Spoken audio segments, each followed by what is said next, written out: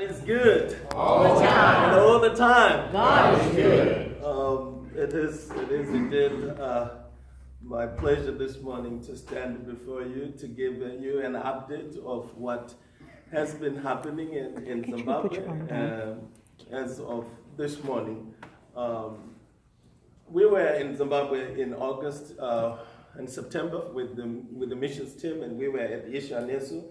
And of course, it is always my joy to being back home and meet many people, family and friends.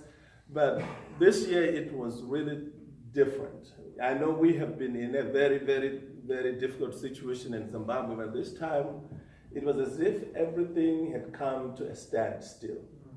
There was no money in the banks. People were spending more time in lines at the banks to try to get their wages or their salaries. And the maximum withdrawal they could get from the bank was $20 a day.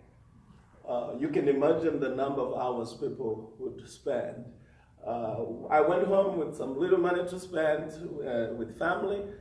You would go into the grocery store, and you just unbelievable the number of people following you to ask for that same cash you want to buy. So it was as if everything had come to a standstill. And personally, and in my opinion, I knew that something was going to happen, because it was as if we were living in a police state. Mm-hmm.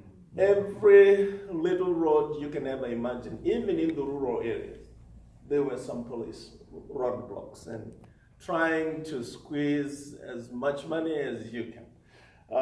They could. Unfortunately, I lost my Zimbabwean driver license, so I was using my American driver license. And each time they are asking for the driver license, and it stated Tennessee, that meant I had to be squeezed as much as they could to pay unimaginable amounts of fines for the little things like a fire extinguisher in the car. And it was so frustrating that I had to hire a driver to drive me, because I was losing so much money. At every police roadblock, I had to pay something. So I had the sense that it was a very frustrating visit this time around. But of course, we had good time with the children at Ishanesu and in my village where we are building a church. So what happened about 2 weeks ago was that the military moved in to take charge and asked the president, Robert Mugabe, to resign. Of course, he resisted, because he had created such a complex structure, some complex structures to keep him in power. And we had no idea, it had never been imagined that the same people that had defended him in many, many instances would be the ones to remove him from power. And of course, we know when the military come in and when the coup takes place, we don't want that to happen. But unfortunately, in Zimbabwe, it has been received with an unbelievable amount of hope and joy, because we knew where the problem was. So Mugabe was removed, and there is a new president who is trying to work a transitional government, and we're just hoping that this is a beginning. We are starting a new phase of our nation. We're just holding on to the things, having faith for the unseen things. We don't know, personally, I don't know how far the soldiers will stay true to the promises that they have made. I had never imagined that I will see the soldiers in the street and removing the police and taking over almost every institution as law and order.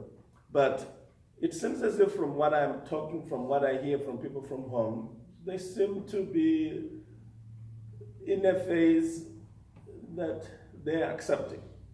So I trust their instincts, I trust their hope, and that's my hope too. So continue to pray for Zimbabwe we had been in a very, very difficult season, and I believe that this is a break from that, from the suffering, and ushering in a new season. But my prayer is that we will have free and fair elections next year, which will really bring in a very legitimate government. So that's my prayer. I don't know whether the soldiers who are in charge now will allow for a free and fair election next year, but that's my prayer. So I ask you to continue to pray for Zimbabwe and to pray with me.